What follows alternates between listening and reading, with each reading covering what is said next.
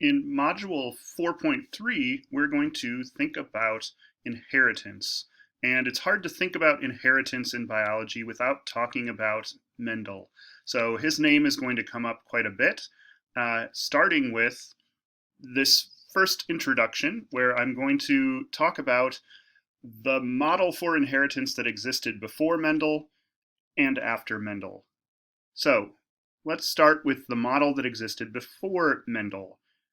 This was the blending model of inheritance, and it made some sort of sense where basically you could see that the children of a couple would have traits of both the father and the mother. So it was sort of a mix of the two parents. And therefore, people thought, oh, it must just be something as blended. So in this case, I've got the two paint cans here. One is black, one is yellow. We're pouring it into a puddle. The puddle turns out brown. And the example here is a couple of characters from Merlin, as well as a wizard person that I thought of. There's Hermione for you. Um, Black hair, blonde hair mixed to create an offspring with brown hair, somewhere in between the two parent colors. So there's a problem with this, and that's one of the consequences of this blended model, is that Hermione here is left with just brown hair. That means that if she goes on and has children, that's all she can pass on is brown. She can't pass on black hair or blonde hair, only brown. So no blonde-haired children, no black-haired children for Hermione. And of course, we know this isn't actually the case. And so an alternative model was developed, and Mendel was probably its most famous proponent, and that was the particulate model. So in this case, it's the same thing. Like, we see the same result in this first generation, where we've got Guinevere and Arthur contributing their alleles for a trait. In this case, hair color is what we're concentrating on. So one is black, one is blonde. The result still is this brown-haired offspring. However, what I'm representing here is that this brown-haired offspring still has the individual traits within her. So she still would be able, as this slide shows, to pass on either that black-haired or blonde-haired allele to her offspring. And so one way of thinking about that is that although Hermione here has brown hair, the appearance of either of her parents could reappear in their grandchildren. So their grandchildren could once again be blonde or black-haired. And so nowadays we go with the particulate model. We've been learning about basically the particulate model for the past month when we've talked about DNA and genes. And so that's the identity of the particles in the particulate model. It's genes. So here you can see the genes. One is contributed here by dad, one by mom. They are going to move in, and together they will make the appearance of the offspring. So there are different relationships, and that's what I'll talk about next, because sometimes the genes, the allele of a gene can be dominant, sometimes it can be recessive, and let's look at what that means. So here is the difference between genotype and phenotype. Genotype is which versions of a gene does an organism have. So which alleles are present. Genotype could mean 2 copies of a dominant allele. It could mean 2 copies of a recessive allele, or it could mean 1 copy of each of those alleles. And what these arrows are showing is the relationship between dominant and recessive alleles on the phenotype.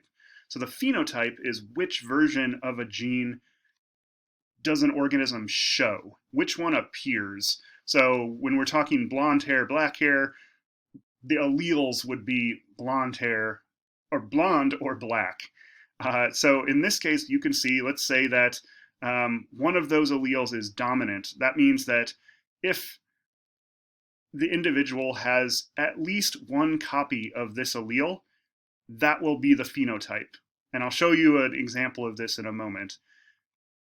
If the individual has one copy of the dominant allele and one copy of the recessive, that individual will still show the dominant allele. The only way a person can have the recessive phenotype is if that person has two copies of the recessive allele.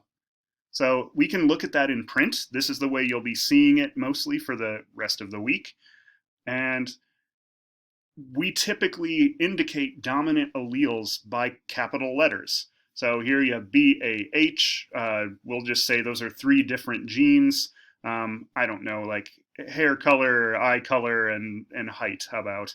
And they're capital letters. Recessive alleles, on the other hand, are represented by lowercase letters. Okay, so with that in mind, we can now look at, again, the difference between genotype and phenotype. So here we have three different individuals. One is called homozygous dominant. So homozygous means two of the same, and in this case it's two of the dominant alleles. Heterozygous means two different.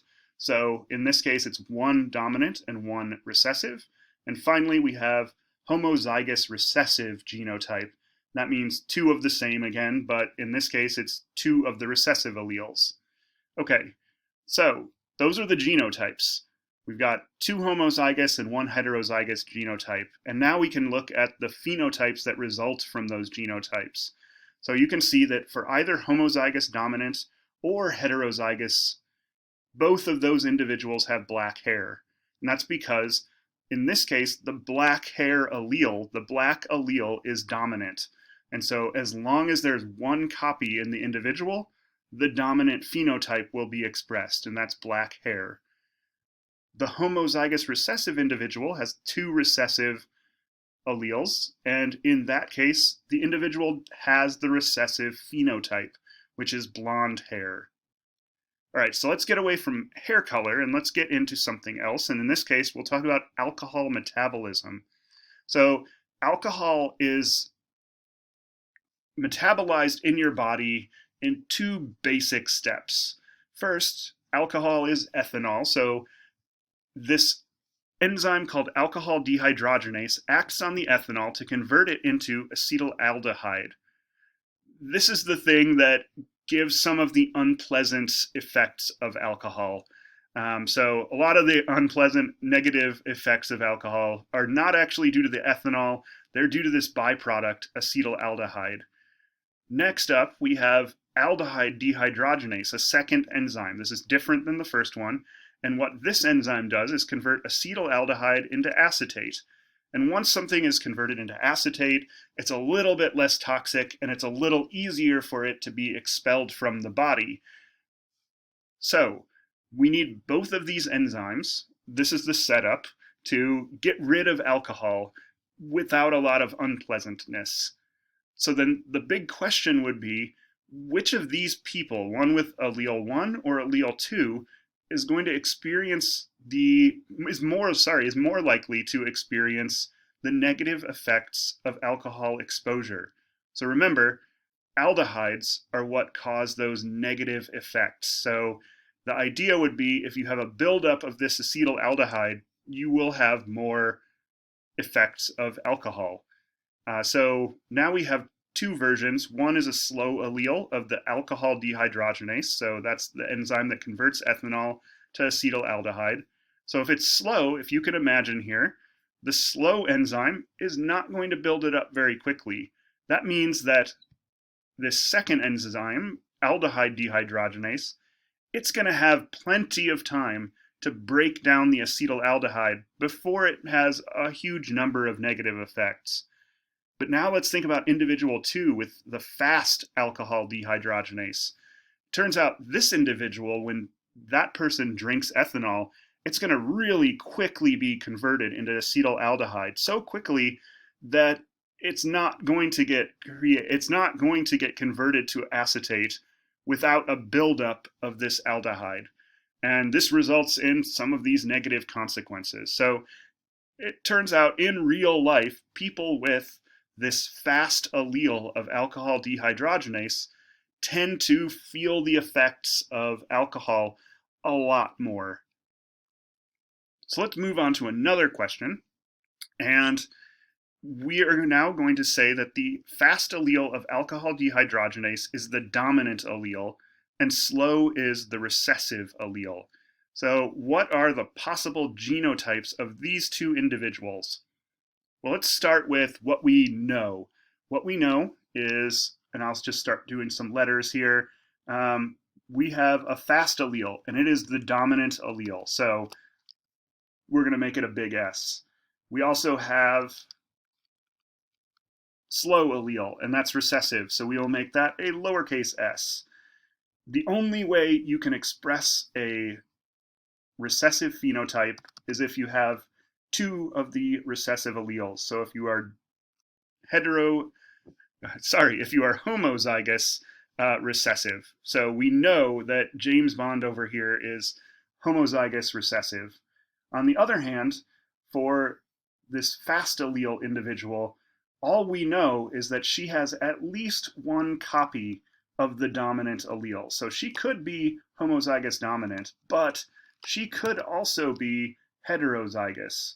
And so when you have a dominant phenotype, it's a little more difficult to differentiate. We'll need to know more information before we can know whether she's homozygous or heterozygous dominant.